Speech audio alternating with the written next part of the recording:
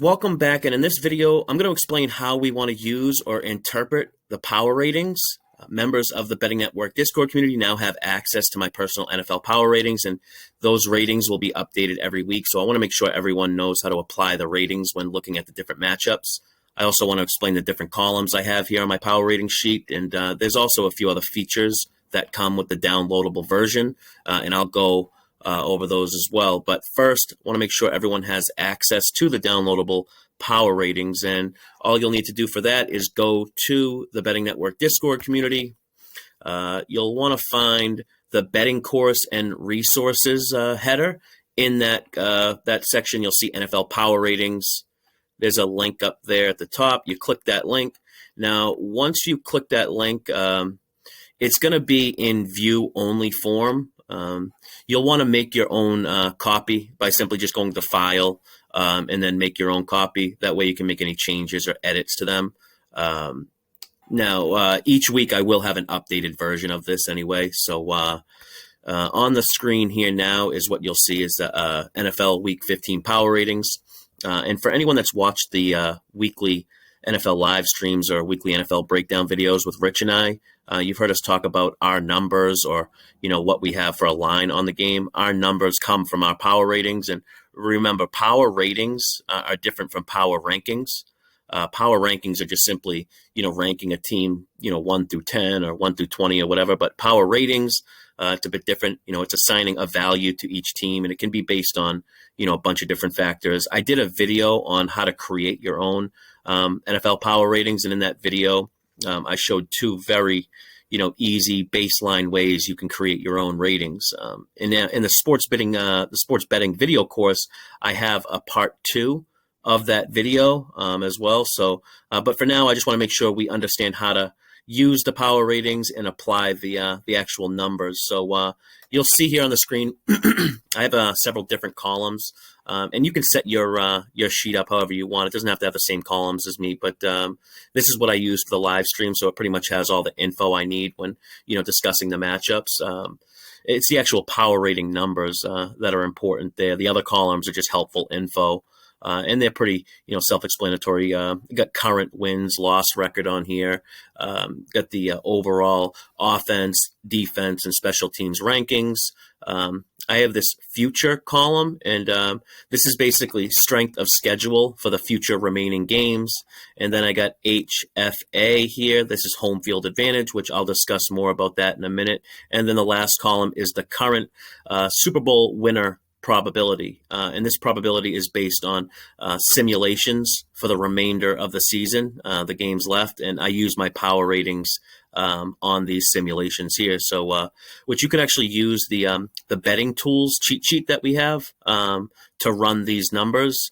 And so real quick, if we want to go through an example here, we'll say the Rams 6.4% to win the Super Bowl according to my power rated simulation numbers. So if we go ahead and look at the Betting Network cheat sheet and we go ahead and plug in 6.4,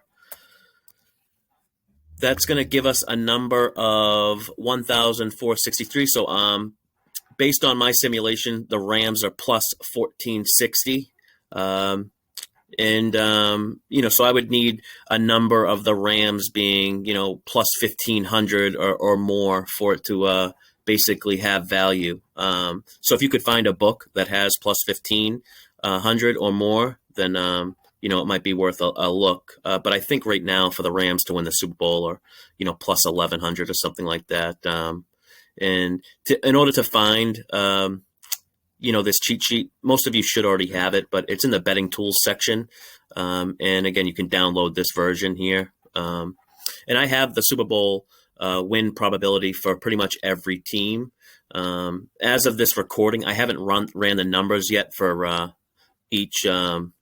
each probability, but and I have simulations here for playoff simulation, division, and then Super Bowl too.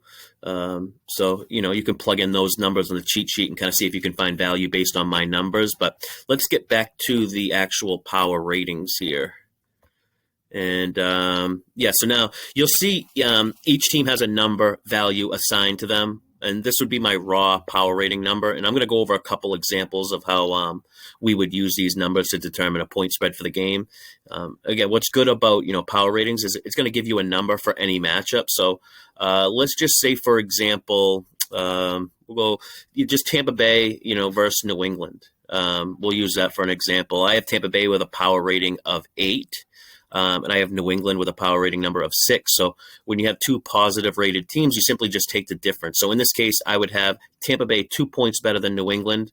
And because this is a hypothetical matchup, it's 2 points better on a neutral field. If these teams were to play on a field like that's neither home or away. But if we look over at home field advantage column, I assign 2 points for Tampa Bay. So if the game was to be played in Tampa Bay, we'd add that 2 points to their power rated number of 2, making Tampa Bay a 4-point favorite over New England. If they played in New England, we'd award New England the 2 points. So adjusting the 2 points that the Bucks are favored by down, this would make it an even matchup or a pick 'em if it was played in New England.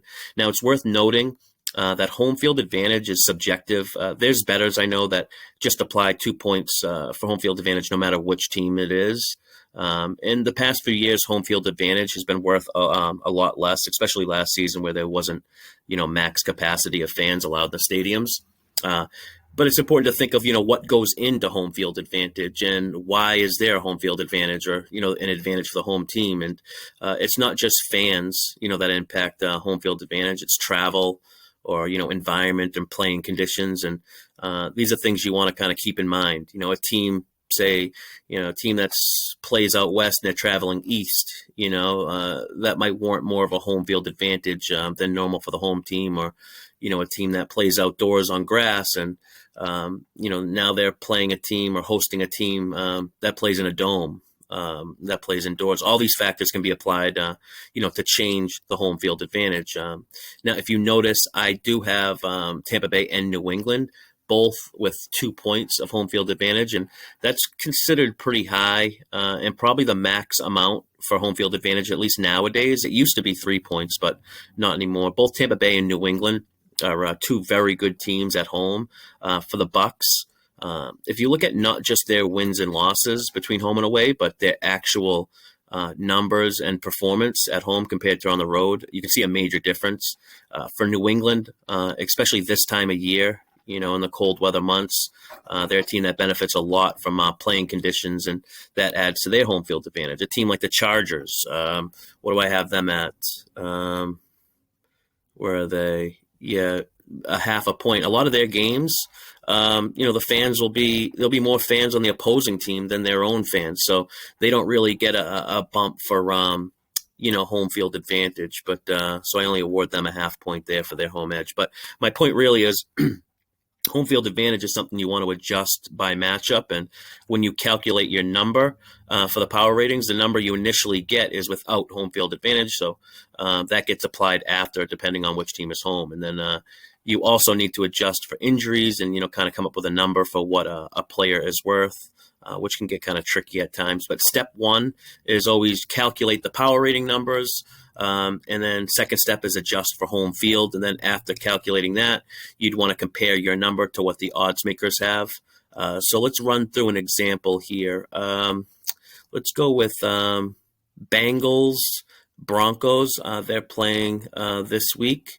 I have Cincy with a power rating of 1, and then I have Denver rated with a half a point. So we compare the two, and it would make Cincy a half point better on a neutral field. But Denver is at home this game, so we'd apply 1.5 points, which would now make Denver a 1-point favorite. Now let's go and see what the odds makers have for this game. And it looks like if we look down here, hopefully you can see it. My face isn't blocking.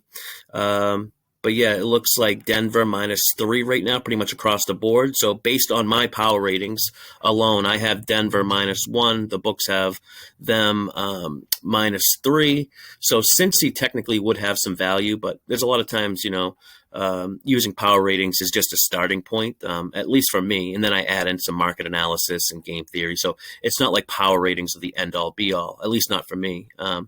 There's some bettors I know that live and die by their numbers and that's fine too. There's no set rule for power ratings, and for me, again, it's like the starting point that points me in the direction, and then I kind of go from there and dig a little deeper. But let's go over a couple more examples of some real matchups. If we look at some of these Week 15 matchups, Carolina, Buffalo, they're playing. We'll go back to the power ratings here. We got Buffalo with a 4.5, and then Carolina is a 3.5. So we simply compare with the positive rating and a negative rating. We simply just add the two together. So Buffalo with a 4.5, we would just add the Carolina rating of 3.5, which would give us an 8.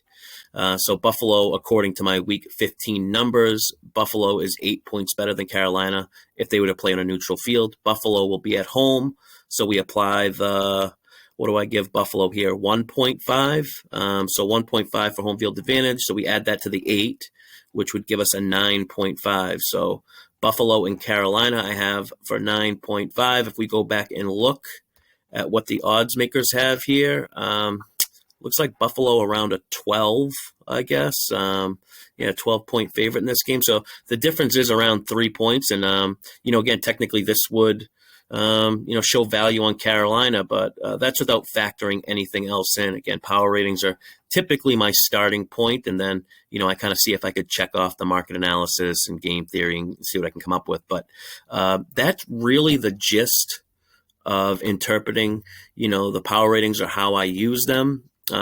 Hopefully now you guys have a general understanding on, how to use them, and maybe can start applying them for your own weekly handicapping. But in this downloadable power ratings version, you're also going to have access to my total rankings. For anyone that's watched the live streams or NFL breakdowns, you've seen, these rankings, total rankings for offense, defense, and special teams. And again, these will be updated weekly. There's also the yards per point stat. And this is a metric I put a lot of weight into.